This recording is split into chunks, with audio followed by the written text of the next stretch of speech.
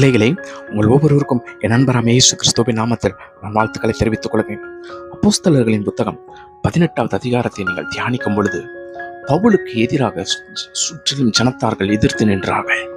உனக்கு விரோதிகள் ஏகமாய் கூடியிருந்து எப்படியாவது பவுலை முழுவதும் அழித்துவிட வேண்டும் என்று அலைந்து திரிந்து கொண்டிருந்தார்கள். அதை நாம் 18வது அதிகாரம் அப்போஸ்தலர்களின் புத்தகத்திலே பார்க்கலாம்.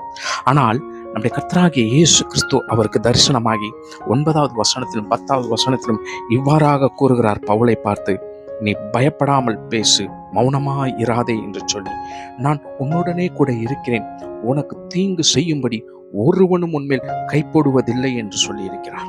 அன்பிற்குரிய தேவ ஜனங்களே, தேவ வைராக்கியத்தோடு தேவ பக்தியோடு வாழுகிற உங்களுக்கு விரோதமாக ஜனங்கள் கை போட முடியாது. உங்களுக்கு விரோதமாக ஒன்று கூடலாம், உங்களுக்கு விரோதமாக பேசலாம், ஆனால் தேவ சித்தம் இல்லாமல் உங்கள் தலைமயிரிலும் ஒன்றாகிலும் கீழே விழாது என்பதை அறிந்து கொள்ளுங்கள்.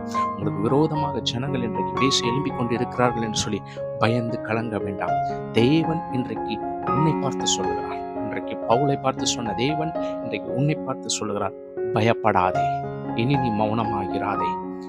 உன்னை சுற்றிலும் இருக்கிற சத்துருக்கள் உன்மேல் கைப்போடுவதில்லை என்று கர்த்தர் வாக்கு கொடுக்கிறார்.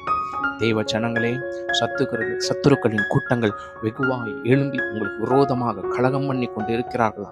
நீங்க செய்கிற ஒவ்வொரு கிரியைகளிலும் ஒவ்வொரு காரியங்களிலும் எப்படியாகிலும் விழத்தள்ள வேண்டும் என்று கங்கணம் கட்டி திரிந்து அலைந்து கொண்டு இருக்கிறார்களா? பயப்பட வேண்டாம். அவர்கள் அலைந்து திரிகிறது அவர்களுடைய வேலை. ஆனால் நீங்கள் கர்த்தருடைய நாமம் மகிமைக்கென்று செயல்பட வேண்டியது உங்களுடைய வேலையாக இருக்கிறது. இயேசு உன்னோடு கூட இருக்கிறார். பவுலை அன்று சுற்றிலும் இருக்கிற விரோதிகளிடம் இருந்து காப்பாற்றின தேவன் இன்றைக்கு உங்களுக்கு விரோதமாய் எழும்புகிற ஜனக்கூட்டத்தார்களிடம் இருந்து அதே தேவன் உங்களை காப்பாற்ற வல்லவராய் இருக்கிறார். என் கர்த்தருடைய கரம் பவுலை கொண்டு எப்படியாக வழி நடத்தினதோ அதே போல தேவனுடைய கரம் உங்கள் மேல் அமர்ந்து உங்களை வழி நடத்தப் போகிறது. எந்த விரோதிகளின் கூட்டங்கள் உங்களுக்கு விரோதமாய் எழும்புகிறதோ அந்த விரோதிகளின் கூட்டங்கள் சிதறுண்டு போவதை நீங்கள் காணப்போகிறீர்கள். அது தேவன் செய்ய போகிறார். தேவன் உனக்காக யுத்தம் பண்ண போகிறார்.